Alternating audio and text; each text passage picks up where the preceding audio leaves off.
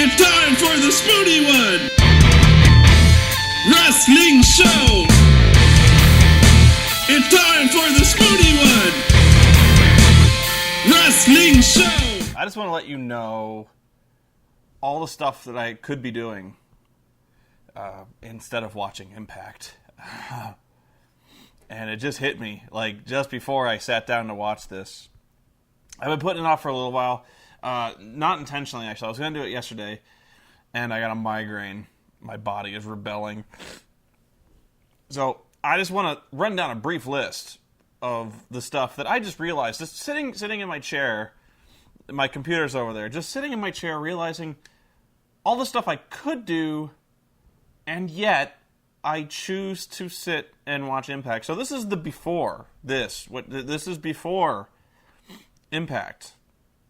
And I actually wanted to go buy booze to play a drinking game, a very simple TNA Impact drinking game. Somebody sent me a list of a drinking game that was been made. It was too complicated, stuff with like Eric Bischoff saying things. Every time something doesn't make sense with Impact, take a drink. That's it. I guarantee you, within 30 minutes, I'd have been fucking hammered. And probably for the next time, by Thursday, it's like 2 days from now, the next Impact's going. I'm going to try to get on top of this sooner. I'm going to try to get some booze. I need suggestions on what I could drink. I actually don't know. Somebody sent me an email. I haven't read it yet, but like what people actually drink when they're playing a drinking game, whether it's like whiskey or if it's like a beer, because sometimes it's like take a sip, take a shot, finish your drink. I don't know. I don't know, whatever people drink. But I'll probably go with like rum or something like that, because I don't drink ever, or very rarely, bordering on not ever. So I'm just wondering what I should start with, because I really don't think I had whiskey one time. I just had like a sip of it, and it was like, oh, it tasted like a punch in the throat. So I got all stuffed up. So anyway, here's the list of things I just from looking around that I could be doing. Right now on TV, there's a Steven Seagal marathon on. I could be doing that. I could be playing Marvel vs. Capcom 3 with my friends online, who, in fact, just sent me a text on Skype asking if I was available to play Marvel vs. Capcom. I'm like, no, I have Impact to watch. Let's see, I got stuff in the mail. I got the Fooly Cooly on Blu-ray. I could be watching that. I got Birdemic on Blu-ray. I could be listening to the riff tracks of this. I got The Guild Season 4. Could definitely be watching this. No. Also, believe me, this shocks me as much as it does you, but I've never played Grim Fandango, and I still haven't played Grim Fandango, and I won't be playing Grim Fandango because I'll be watching Impact. Another one I got in the mail. I played this a long time ago. I don't know what I did with it, but I bought a new copy. TIE Fighter on CD-ROM. One of my favorite games of all time. Played this to death. Would love to play it again, but I can't. I got Impact to watch. So, as you might imagine, I am just about ready to kill people. And I haven't even seen the show yet. So, I actually know very little about what's going to go on in the show. I read spoilers, like, on the day it happened, and that memory is completely gone. So, we're going in fresh. And I can only look forward to this Thursday because on the website, on the TNA Wrestling website, they are promising the biggest surprise of the year.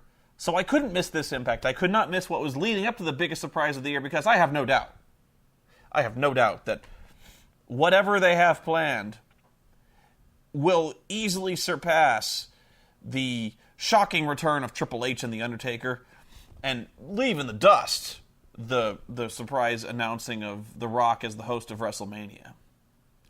I can't even imagine what possible debut or surprise they could unleash that would possibly turn things on its ear.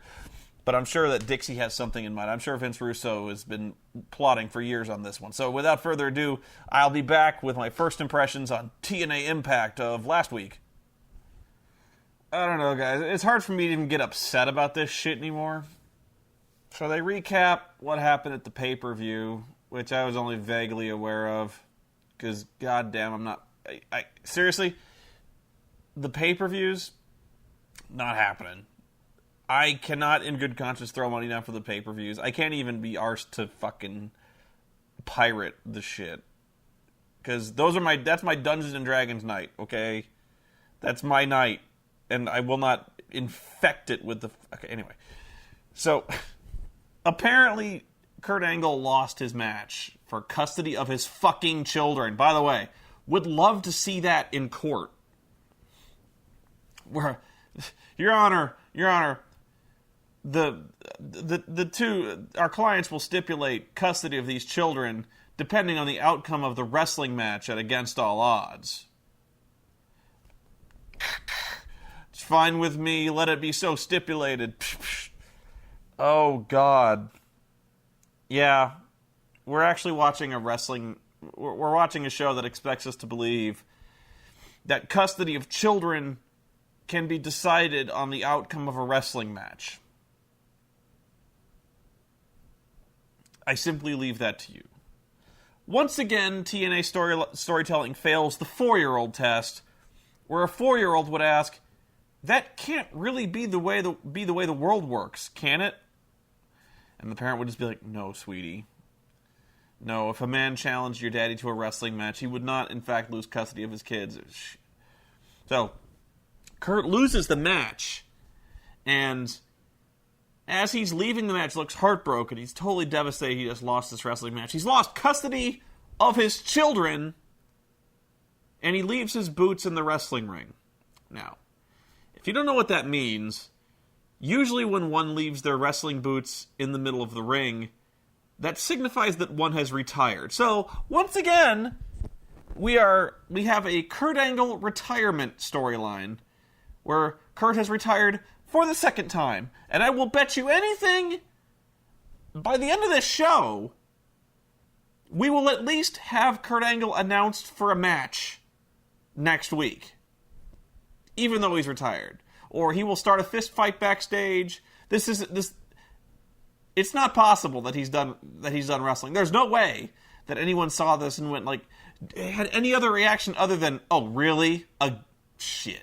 The exact reaction anyone had when they saw the boots in the ring. They were like, seriously? They really expect to pull that emotional cord with us again. They really expect us to kick that football and not have Lucy pull it back this one time. They're doing the Kurt Angle retirement thing, and he's not really going to retire. So anyway, the other big news is that Jeff Hardy regained the Divas Championship, and he is once again the TNA Divas Champion.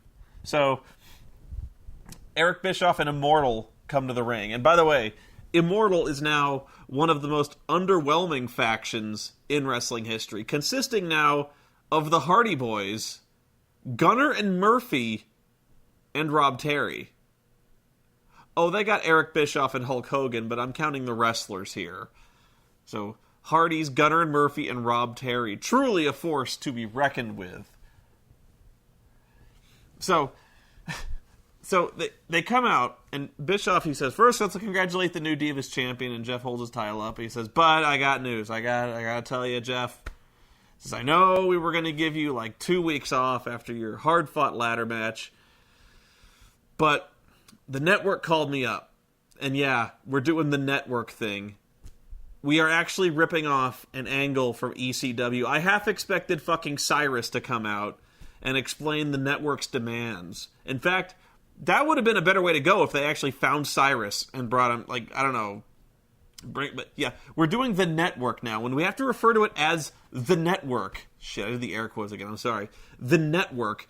We can't say Spike TV, because that is the network. But no, it's because we have to rip off nostalgic angles. It's the network. So the network, they called me up and they said, Jeff is phenomenal. And because Jeff Hardy equals ratings, and the network wants ratings, Jeff, you have to defend your title tonight against Rob Van Dam. And right away, I just about fucking turned the TV off right there. I will recap it, because if I don't, I barely remember it myself, so I have no expectations that you would remember what the fuck is going on. But before this whole thing started with Immortal, before all this, Hulk Hogan comes and he all but appoints Rob Van Dam as the champion. So RVD's the champ, and Hulk Hogan's his best friend. And then all of a sudden, Abyss comes around. He says they are coming, and nobody really takes him seriously. But he says he starts torturing people backstage, and he has that board with nails in it, and he beats up Rob Van Dam backstage with the board with nails in it so bad that he has to forfeit his championship because he cannot defend it in 30 days. So Rob Van Dam never lost his world championship, and they actually crowned a new champion on the pay-per-view that Rob Van Dam came back to. So they were so worried that Rob Van Dam would not be able to defend his TNA World Heavyweight Championship that they held it up in a tournament that would be finally decided on the pay-per-view that Rob Van Dam came back.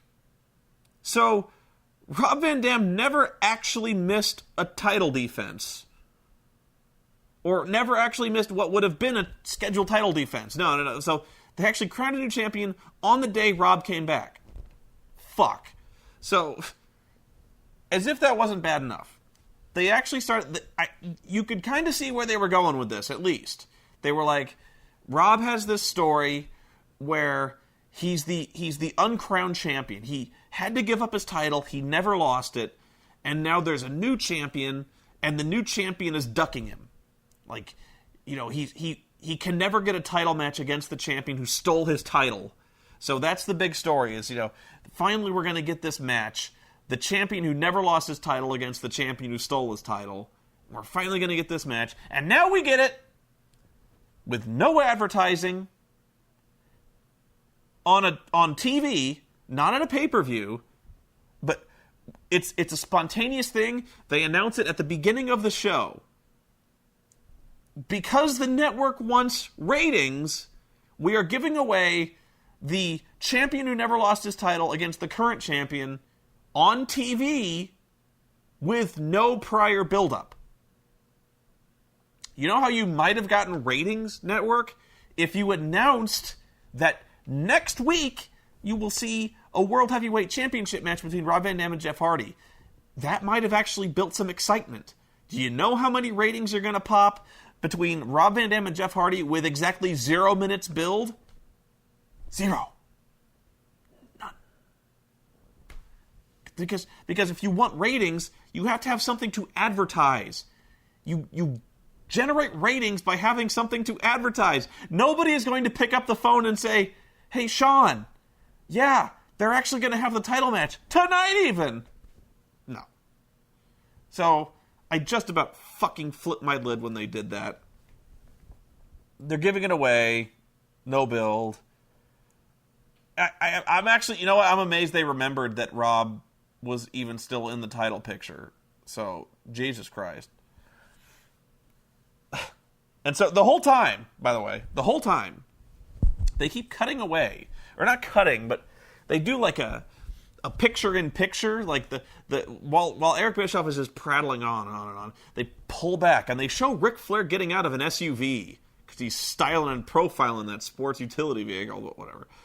So they keep showing like in real time, like 24, boop, boop, beep, boop, that Ric Flair's getting out of his fucking car and he's going backstage and he just appears and Eric Bischoff's like, I haven't seen Rick in 2 weeks. I don't know where the hell he is. I can't, I talked to his lawyer. I can't find him anywhere. And all of a sudden, Ric Flair comes out. And he gives him the speech. Eric, the reason he's concerned is because Fortune broke up with Immortal, and it's all very tragic. So where AJ Styles and the other guys have finally split away, they've turned face now, which makes no sense because, again, this makes no sense because now Fortune is allied with Mr. Anderson and the good guys, despite the fact that up until recently, Fortune was the main cause of all of the problems of Mr. Anderson and Kurt Angle. Kurt Angle was beating them up with baseball bats, and they were choking Mr. Anderson and costing him his matches and all that shit. But now it's all cool because they're good guys, whatever. So he's concerned. He was like Ric Flair. He's worried that Ric Flair might have turned babyface and stayed with Fortune. So Rick comes out and he starts acting like he doesn't like him anymore. He says, like, you don't tell me what to do, I'm a god! And I don't even want to do my Ric Flair impression, but he's like, all the people in Europe, they all were chanting, God, God, God, because that's what I am, I'm a god. And he's like, nobody tells me what to do, you don't make demands on me, I basically built this thing and I'll tear it down if I want to. And he goes backstage going, woo, woo, woo, woo, woo, woo, and then he pretty much degenerated and just going, woo, woo, woo, woo, woo. This hasn't even started yet. Oh, God. And as if it wasn't disgusted enough, they then cut away to some kind of resort where Jeff Jarrett and Karen are getting a massage. Because that's all I need right now, is to imagine Jeff Jarrett oiled and greasy. God. Basically, it's all I can stand to imagine Karen oiled up and greasy. God. And so, basically, they just start talking on and on about how Jeff is a role model, and about how they are going to have an outrageous amount of sex in the near future. Pretty much in those words. Like, they start talking about how they're going to fuck after the massage, and she says, this is going to be round 2? And Jeff is like, what, you forgot the 2 times we did it at lunch? And I'm basically looking for a hurl back at this point. I really don't know if I can take much more of this. I just can't do this.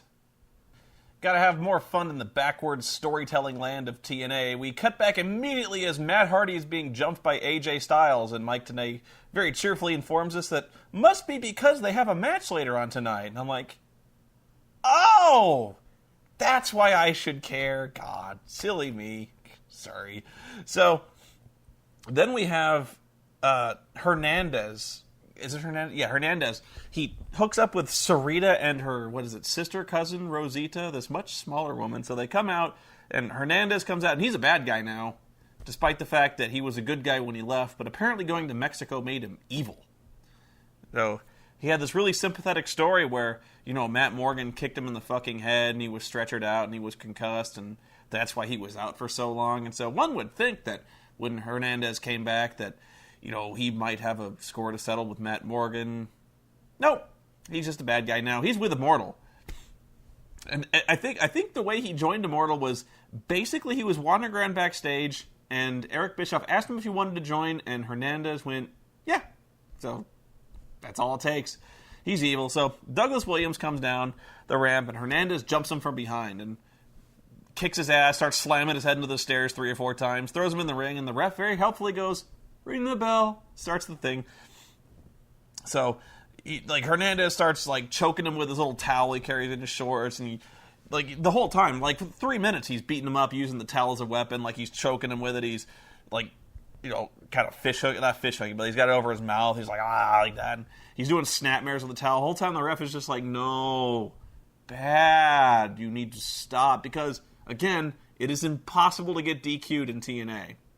And so, despite the fact we've got 2 very talented wrestlers, at least I think they're talented, it was really hard to tell, because the entire time, the cameraman was focused on the women outside, so the whole time, Sarita's she's basically cutting a promo while the match is going on into the camera, and instead of watching the match, we're watching Sarita give the promo into the camera. She's calling out Velvet Sky for some reason. I don't know why. And so, very obligingly, Velvet Sky comes out and starts beating her up. And then Rosita comes in.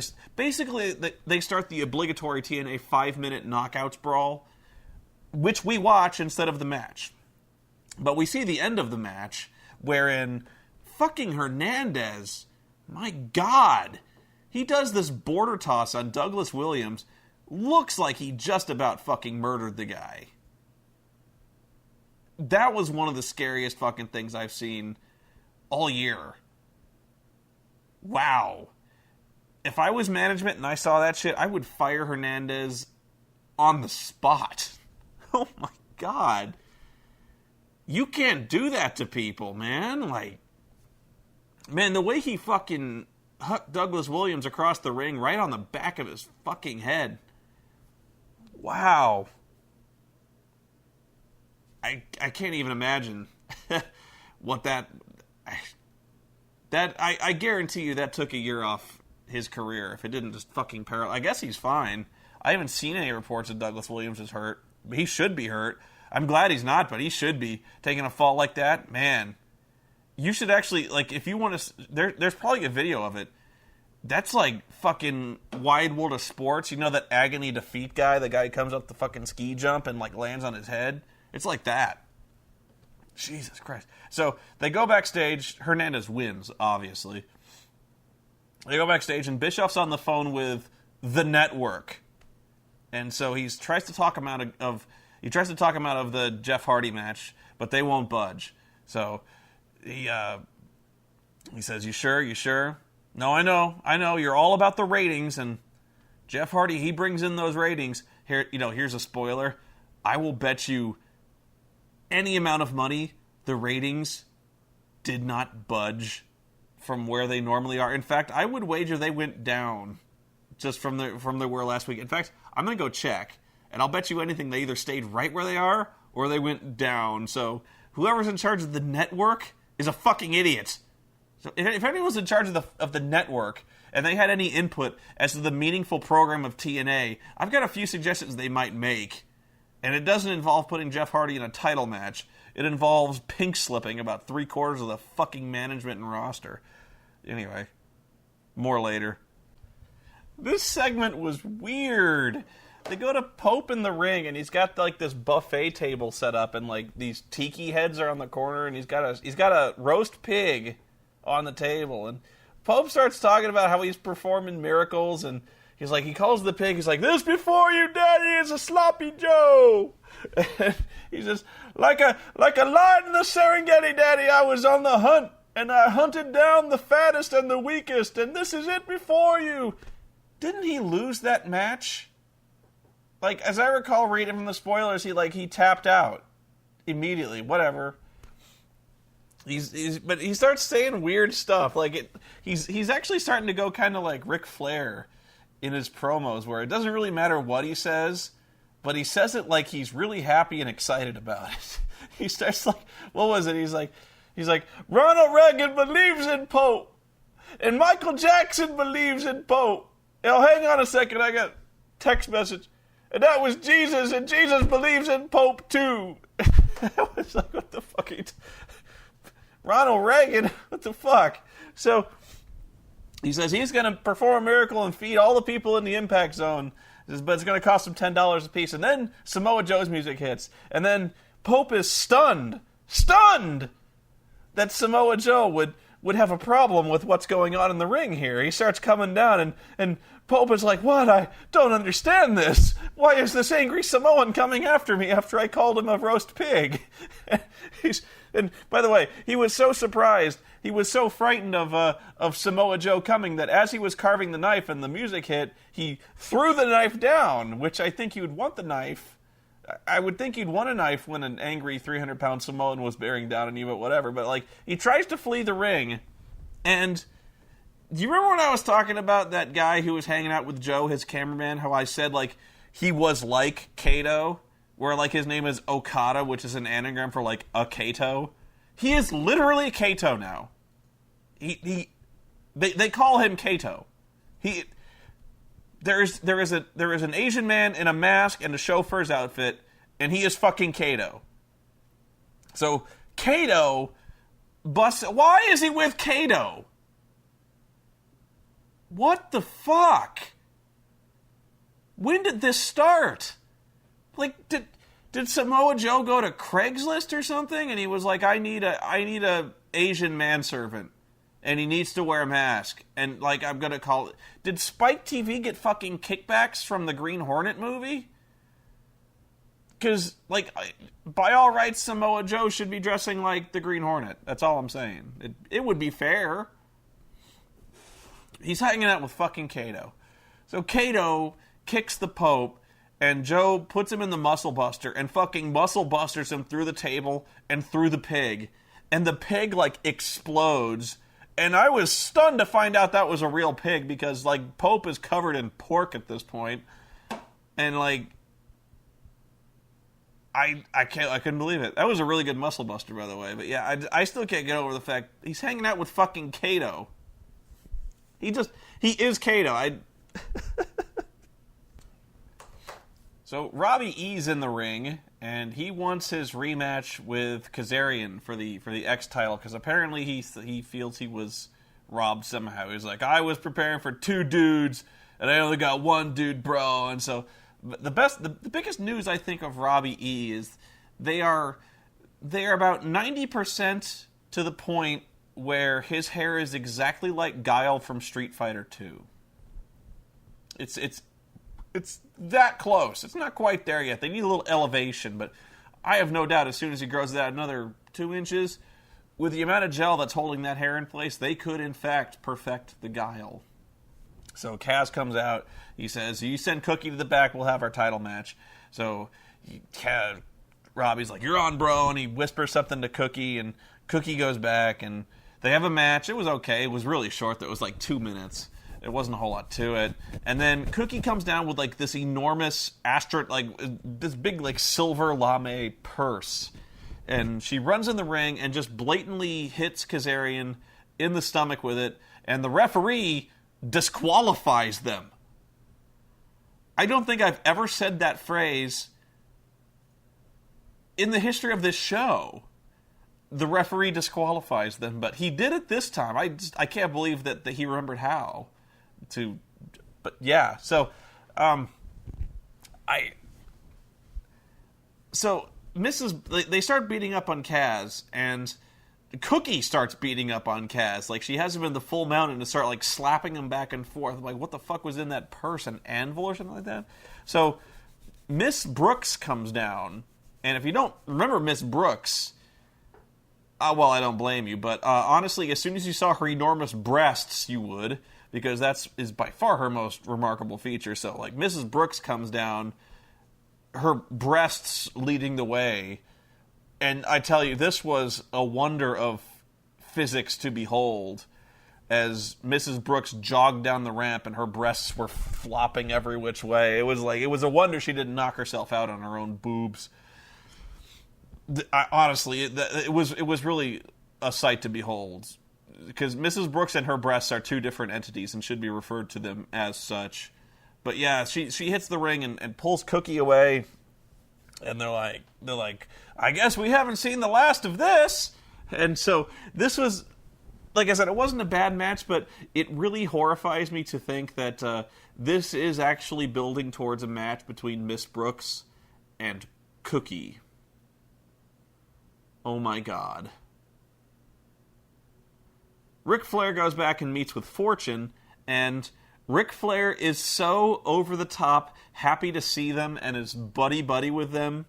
Like, he ices all of them, and he's like, show me how to do the Fortune thing again. That's the shocker, right? And they're like, yeah, it's the shocker. And they're all drinking, and he's like, woo! And he's doing all this happy thing, and I'm just screaming, it's a trap! Because if there's one thing TNA does not know how to do, okay, there's about 100 things TNA does not know how to do, but one of the main things is subtlety. So I can almost assure you that Ric Flair is turning heel by the end of this, or at least turning on Fortune, because he's just so happy to see them, and he's like, you're my brothers, and I would never turn on you, and just, Jesus Christ. God, can I call it? In fact, I wasn't expecting this to be so immediate. Okay, so AJ Styles has a match with cold-blooded Matt Hardy, and ugly match, not very good. But basically the story is AJ hasn't won. He's going up to the top, and Ric Flair immediately pushes him off the rope, allowing Matt Hardy to hit the twist of fate and win. And I was like, wow, they pulled the trigger on that like fucking immediately. So Ric Flair he's a bad guy again. He basically went from like bad guy to good guy to bad guy. Man, they just back and forth. Can Ric Flair really not stand being a babyface? Is that just it? Like, he can't stand being on the good guy side at all, ever? Because what I don't get about this is, basically, it's impossible for Ric Flair to be a heel. At least in TNA it is, because the guy's got such cachet and such respect, and he's really one of the most awesome guys. You know, even at his age, he's one of the most awesome personalities currently working in wrestling. So, like, he brings such excitement to any show that he's on the crowd kind of cheers him by default because everyone else has such a lack of personality in comparison that he gets cheered. So I don't know why he tries, because even when he's a heel, he still gets a babyface reaction. You know what I mean? So, like, even when he's a bad guy, you know, all they could ever, like, really, like, even when the heels are in the ring, when Eric Bischoff's in the ring talking, all they chant is, "We want Rick." And when Rick's not there, they chant, "We want Rick." So I just don't get this. In fact, he's actually harming the heel side of things by trying to associate with them. Like, when Fortune was a bunch of heels, if he came out with Fortune, they cheered them. Just by default. You know, it was just kind of funny that way. So, yeah, he's still with the bad guys for all the good that'll do him. Then they go to another fucking... They're at some kind of spa or resort, and, you know, Jeff Jarrett and Karen are now in a spa, at a jacuzzi. And if they must be actively trying to make me lose my lunch, because this whole time they're all like tangled up in this jacuzzi, and Jeff is like making innuendos with a strawberry, and you could not be more disgusting about making sexual gestures with a strawberry if Lord Cat was rubbing him on his nipples, because it was that bad. And like the whole time you can kind of see like Karen's hand giving him a handy under the water, and I'm just like, oh God, it's so bad. Then Anderson comes to the ring and he calls out Eric Bischoff, and he wants an explanation. And actually, for the first fucking time that I can remember, Anderson's got some animation and some personality to him, and he's mad. But what kills me about this fucking guy is he chews gum all the time. And it's not just him. It's fucking Anderson and it's the Pope, who are chewing gum while giving promos. I just don't get why you would do that. Like, in no other area of entertainment would you ever get away with this. Like, if I was chewing gum right now, the first few comments I'd get, like, at this moment would be like, "Stop chewing the fucking gum, we can barely understand you. You know, how inconsiderate is it of you to fucking chew gum while you're doing this show?"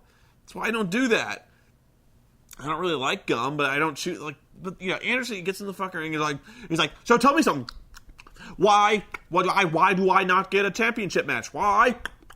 You know, like, fucking chewing the bright yellow fucking gum this whole time the Pope's chewing. So Bischoff comes down, and once again he repeats that I don't call the shots. Sometimes the network, keeps calling it the network, says the network sees ratings in this, and I had no say in it. He says, nothing I can do about it. He says, but I'll tell you what, I can't put you in the match, but I can put you in the main event as a special referee. And so Anderson goes, all right. Well, first they said, but you know the reason why they may not have put you in the main event. The reason they may not have wanted you, they wanted Rob instead of you, is because you might be using certain words or certain hand gestures and certain words in your vocabulary that you shouldn't be using. And of course, Anderson uses this moment to say the word asshole like 30 times in a row. Just going, asshole, asshole, asshole, asshole. Just saying it over. Honest to God, he's like a 4-year-old with this curse word. It's like a 4-year-old who's learning to say the word ass. You know, just... Honest, I swear to you, they must have cleared this with one of the network censors. Like, can we say the word asshole? And the guy's like, yeah, whatever. And so they have latched onto this term, and they are going to drive it into the ground until they tell them they can't say it on network TV anymore. But apparently they can say asshole. But yeah, so he says, I'm going to make you the special referee, and Anderson says, okay. And then Mike checks Eric Bischoff. And so I have no idea now whether or not that means Anderson is the special referee or he's not. I don't know. And then we go backstage to the knockouts. And of course, since we're backstage with the knockouts, that means they're putting makeup on. Velvet Sky is telling Winter they have a match, or at least Angelina and Velvet have a match, and she wants Winter to stay out of it. And Winter says, all right. She kind of does her little mysterious British thing, and Pirate Whore comes in, and I'll just, you know, I always hate commenting on this because it makes me seem like such a pig, but Angelina Love looks like such a pirate whore. she wears so much goddamn makeup. She wears an incredible amount of makeup. I'm not even kidding. It must take her 2 hours to get made up. You know how, like, you'd see in, like, the DVD extras of Lord of the Rings how long it took to put the fucking nose on Ian McKellen for the Gandalf thing and, like, put layers of makeup on and build up these latex appliques. It must be like that with Angelina, with, like, all the various shades of whatever. Like, I can't imagine how long this woman takes to put on makeup, and it just makes her look like a whore. She can, it really makes her look unattractive. And I'm sure she's not an unattractive woman. But she fucking slathers this stuff on her face. And she looks like a fucking Saigon whore. It really is it's fucking horrible. It's got to be an expensive habit. Like, I don't know. She looks like a fucking car. Like, her face looks like it's been chromed and shellacked. She's got so much fucking gloss on. And so, Velvet Sky Winter's all mysterious, and Angelina's kind of caught in the middle between these two, who apparently want to fuck her. Because Winter is like, she's like, nobody understands the connection I have with you, Angelina. It goes much deeper than you can possibly imagine. And Velvet is like, oh no, you don't know our history. You don't know how close we are. And so she starts like threatening violence on her and threatening to tear her lungs out and threatening to like rip her face off and shove it up her ass. And she gets in her, if she meddles with her relationship with Angelina, she's gonna get so mad, and the fucking screeching is going on. I should have made you listen to it. I should have made you listen to the fucking screeching that's going on this whole time. And every time I realize this, here's the match they're threatening us with. They are threatening us with this match. It's the Beautiful People versus Sarita and Rosita. Okay, Sarita and Rosita are heels. Like, there's no question the fact that they're heels. But I still don't understand what the Beautiful People are. Because Velvet Sky, there is no way to construe her character except as being a whiny, jealous, bitchy heel. So basically, once again, we have a match between 4 heels with no one to root for. I guess the only thing they're counting on the crowd getting excited about is a wardrobe malfunction. Like, we have these 4 huge-breasted women in the ring, and we're just hoping boobs flop out at some point. Or there's some kind of lesbianic action that goes on in the ring, which is basically what they deliver with Madison Rayne and Tara, 2 more heels, by the way. So essentially, there's not a single babyface in the entire Knockouts division, except maybe SoCal Val, who does not wrestle. So, yeah, we're going to get to see you know what? If the Knockouts match is next, and if it's really bad, I'm going to make you fucking watch it. So it was really, really bad. But I'm not going to make you watch it. I should. Because the stuff they fucked up in this match was so fucked up. I can't even hardly explain it. Because it was that, like... Velvet Sky sucks, okay? Velvet Sky sucks a lot. That's about all I can say. Like, this woman is the walking botchamania reel. You could fill videos of her shit alone. She's really getting to the point where she's like Alicia Fox bad. Where she's actually worse than Alicia Fox because Alicia Fox fucks up one move. Like, Alicia Fox, her axe kick move looks like it would fucking murder somebody. Like, everything Velvet Sky does is wrong. So, like, there's one time where she's trying to get... You know how that thing they do where somebody's on the ring apron, they're outside the ropes, and the other person inside the ring does a hip toss, and they hip toss them over the top rope into the ring? Well, they try to do that, but, like, she goes for the hip toss, Sarita goes over the top rope, and then just kind of turns and then lands right on her face, and then flops over. Like, she completely blows the simple hip toss over the top rope where she's supposed to land on her back and instead lands on, like, the front of her face. That didn't look like it felt good. Then she fucks up a flying head scissor takeover to where, like, once again, Sarita chooses to take the head scissor takeover on her face. In fact, she, like, about 3/4 of the way through the move, Velvet just kind of falls away. And then Sarita has to finish doing the head scissors, like, one full revolution, and then just jumps over and lands on her face. It's completely fucked up. And then Velvet Sky fucks up a pin cover. Where, like, I don't even know what happened here. It was this really weird spot where, like, she's gonna DDT Sarita, and then Rosita on the outside, who looks like she's about 12, except for the size of her enormous jugs. But anyway, she's gonna DDT Sarita, and then, like, Rosita, like, grabs her ankle, and this causes, like I said, you almost have to see it, but, like, Rosita grabs Velvet's ankle, which causes her to react like she was hit in the chest with a shotgun blast. Velvet falls on her back from being grabbed on the ankle, and then Sarita pins her with her feet on the ropes. Whatever. It is so bad. She sucks so hard. It's getting to the point where, and this wasn't even the last time we'd see the knockouts. The knockouts really do consist of about half the programming on this fucking show.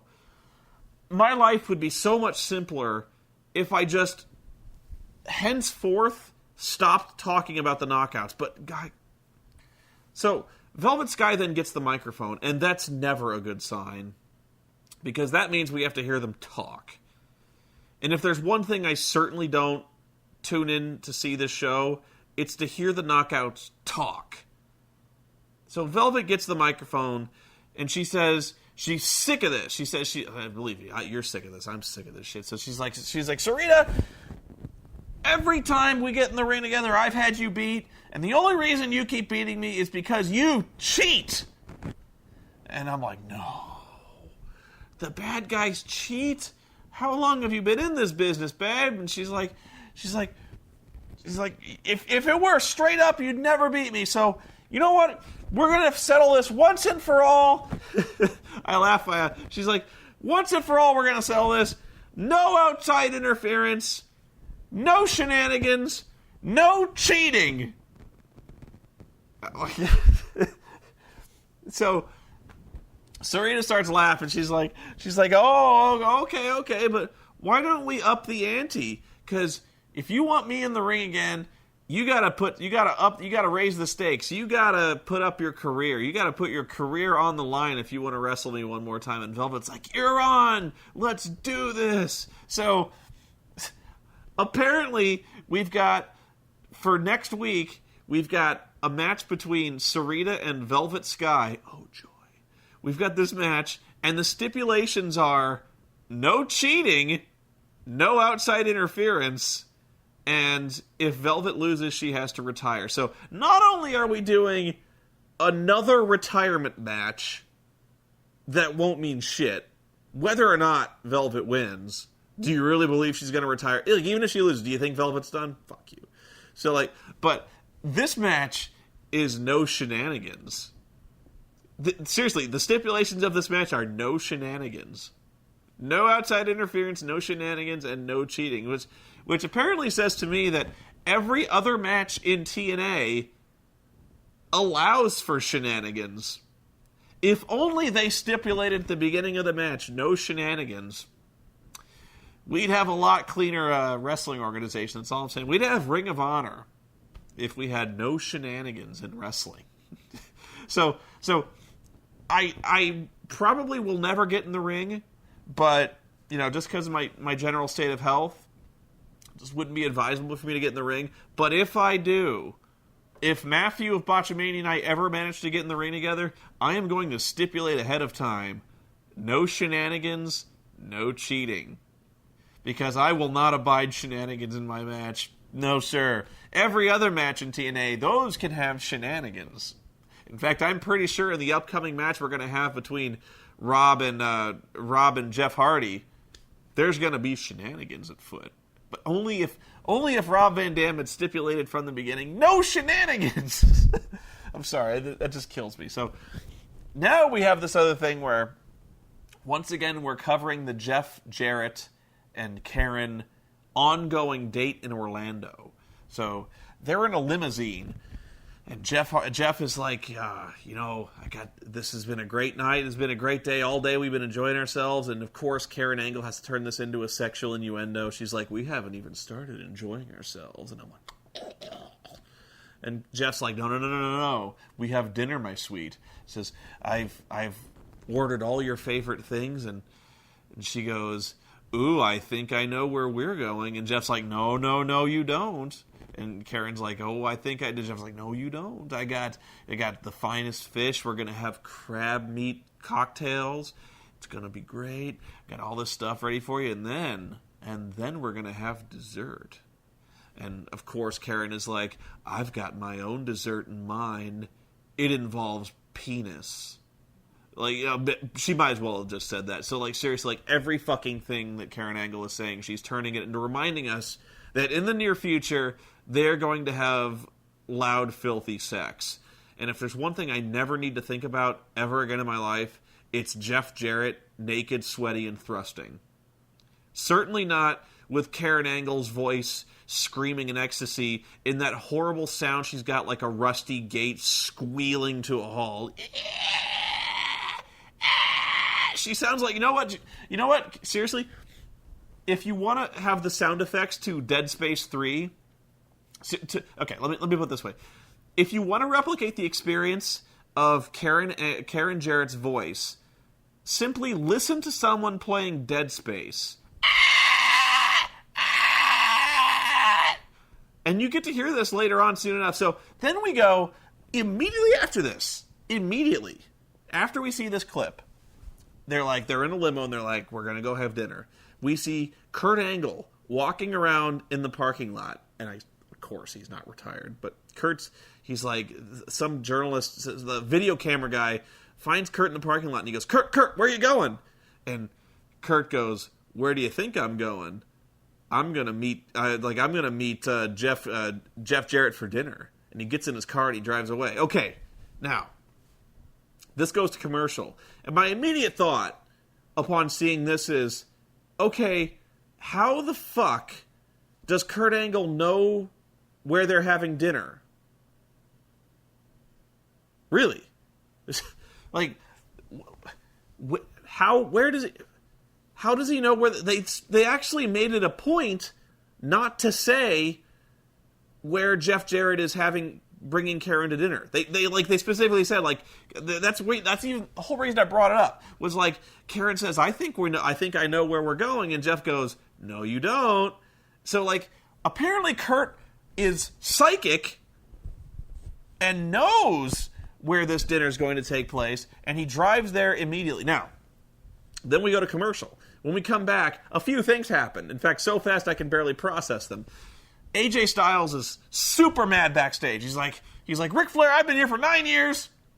I've never been that hard to find. So next week, me and you, Rick. So apparently Ric Flair, as I recall, the reason he was absent, or at least one of the reasons he was absent, is because he tore like a rotator cuff or something like that. So Ric Flair's going to wrestle next week. It breaks my heart every time he does. That really does. Then we get to see more knockouts. Madison Rayne says she's beaten up everybody in the entire knockouts division. She's issued an open challenge. Yippee. I can't wait to see Madison Rayne, the woman of 1,000 gimmicks, wrestle again. And then, what else? Oh, yeah, the dinner. The dinner, of course. So then we go back. Then we go and then they're having dinner. Jeff Jarrett and Karen Jarrett are having dinner, but they're not happy. They're like, oh, that crab meat, it stank. Oh, it was nasty. And this champagne, it's not an 84. And they're like, this champagne's horrible. And they're like, oh, the food is terrible. This meal is just god awful. But they're like, you know what? It's okay. They're like, it's okay because our wedding renewal vows on the 3rd is going to be awesome. But like Karen finally she can take no more. She's like, this champagne is terrible. And she starts screeching. She starts doing that thing where her voice gets to that third higher register, and she starts going like, this is terrible. I want to see your boss. I'm supposed to be a princess tonight, and I do not feel like a princess. Oh, God, it's like, I'm just coming off a migraine. It just feels like someone's taking a hot needle and boring it into my eyes. So Karen starts screaming and screaming. Look at this. This is what she's doing to me.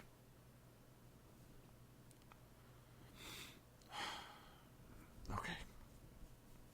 I gotta pull it together. I can do this. I'm almost done. Okay, so Karen is screaming. Even the thought of it. Can you see in my eyes just the remembrance of this harpy's voice? She says, I want to see your boss. Jeff's like, I want to see your boss. And then out comes Kurt Angle in a chef's jacket. And they run away. They're like, we'll see you on the 3rd, Kurt. And Kurt goes, what? No tip? But here's the implication. Here's the implication now. I have to retrace the events of the evening for you so that you understand. Back in the limo, they say they're having dinner. Immediately afterwards, with no pause in between, Kurt has seen this, and he tells the cameraman that he is going to meet them for dinner. Okay? Commercial. Segment with AJ. Brief segment with Madison Rayne. Oh, and there's one I forgot. I'll tell you this in a second. There's a very, a 10-second segment I forgot. So, let's be on the outside.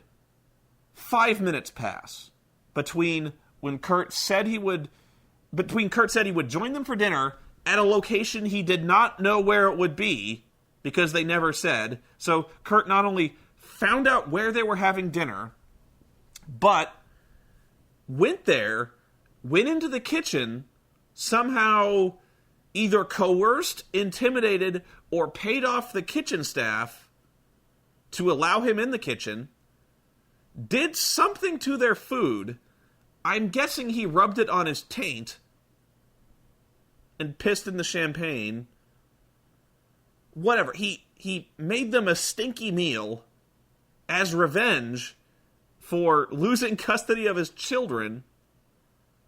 And then, not only that, he somehow, he went to the restaurant, prepared their food, did whatever he did to prepare their food, and they ate it, and had time to comment on how bad it was in 5 minutes.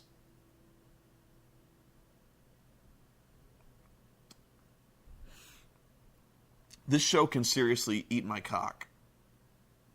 This show it hurts. Okay, the segment I missed. This was classic TNA. Really, it was, because I actually haven't. This is vintage, to borrow a Colism. This is vintage shit. Where between all this, but they do this cross wipe where they do this really rapid crash into the next segment. So fucking Madison Rayne is talking to a thing, and then they go Goosh! And they crash to the next scene. And then you see Scott Steiner wearing sunglasses backstage. And this is literally the entire segment. Hang on, he goes, hang on. Give me a second. He goes, Rob Terry wants a pose down with me? Well, next week I'm going to show him my favorite pose. Me sticking my fist down his throat. That's it. That's the segment. I was so blown away by this, I watched it again. Because, like I said, the segment begins, and he goes, Rob Terry wants a pose down with me? He does? This must have been last week? Or I never saw Rob Terry say the words, "I want a pose down with Scott Steiner." So he's like, Rob Terry wants a pose down with me? So this Thursday, I actually went to the website. I just got back from doing that. I can't believe I forgot it. I just went to the website and I checked this out. Advertised this Thursday is the pose down between Rob Terry and Scott Steiner. It's in the books. They expect you to tune in to see the pose down between these two meatheads. So, I just can't believe that I remember with fondness the epic, the groundbreaking, the ratings magnet, the ratings bonanza that was Scott Steiner in a pose down with Triple H. If you remember this, it was kind of a 3-part thing where it was like wasn't it like Scott Steiner and Triple H in like a bench pressing competition and then like a push-up contest, finished off with the pose down. It was like the best of 3 or something like that. But yeah, the pose down. Tune in next week, folks. Tune in next time to see the pose down. Oh, God. This show is almost over. I need booze. I need booze so bad for this shit. Alright, I don't actually have much to say about the title match, other than that it was pretty good. It wasn't great, but it was good. It was okay. The ending of which is what I have more to say about it than anything. Anderson pretty much called it down the middle, which I was a little surprised by. I would think that he would probably favor Rob Van Dam over anybody, whatever. But the finish of this came when finally they're wrestling. They've both kicked out of each other's big frog splash in the senton, and they're kind of wrestling, and they back into the corner and they accidentally kind of crash into Anderson in the corner, and Anderson's got a problem with this. So he's staring daggers at Jeff. He's like, "Hey, you fucking ran into me." And then Jeff, while he's distracted, he's kind of like locked eyes with him. Jeff throws his leg back and kicks RVD in the balls, but Anderson doesn't see it. Jeff hits the twist of fate and pins him, and Anderson doesn't want to count, but he counts to 3 and it's over. But what that reminded me of was actually something that was another thing that I thought was really, really stupid in the Beautiful People versus Sarita and Rosita match. Was the heels were losing at one point, but the heels regained the advantage when Sarita hit a low blow on Velvet Sky.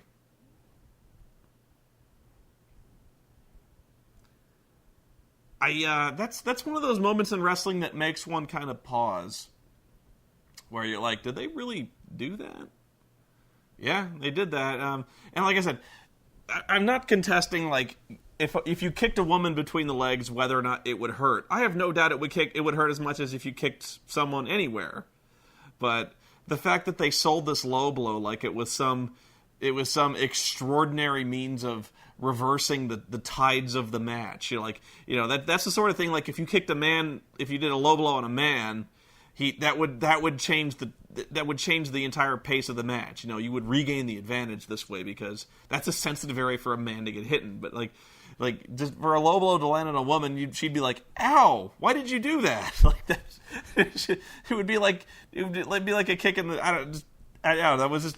I won't claim to speak on the sensitivity or lack thereof of certain regions of the female anatomy. I'm simply saying that I doubt that kicking a woman in that fashion, in the fashion that, basically the exact same fashion that Jeff, when he kind of threw his leg back between Rob's legs, that it would be like a woman would sell this like she had just been punted in the balls. I'm just saying the effect is not the same, but yeah. I think of my main objection to this is the fact that really the whole Rob Van Dam thing has now been forgotten. Well, maybe not forgotten, but I'd have to see next week's show to know whether or not they're really going to follow up on this. But, really, this seems like Rob Van Dam's kind of done, in terms of being in the title hunt. So, what started out as being like this grand storyline that stretched out over 6 months. And they've said that. This is like 6 months he's been waiting for this opportunity. And it all kind of gets blown away in one match with no build. No advertising, no build to any of this. Really just kind of thrown in there at the last second, almost like they just wanted to get it over with. And Rob gets pinned, and it's over, and now they're just moving on. And so it just seems like this whole thing, once again, it seems like this whole exercise was a colossal waste of time. So if that was the goal, congratulations, and I guess we'll see you next Thursday when they have promised that not only will we see the pose down with Rob Terry and Scott Steiner, but we will see the surprise of the year on this week's Impact. So my tiny mind cannot even fathom what Dixie Carter has in store for us, because no doubt I will be surprised and shocked to my very core. So I guess I'll see you then, and hopefully we'll be able to very soon get this awful Jeff Jarrett nonsense out of the way, because it pretty much sickens me to even imagine it, and I really hope Karen Angle dies very soon.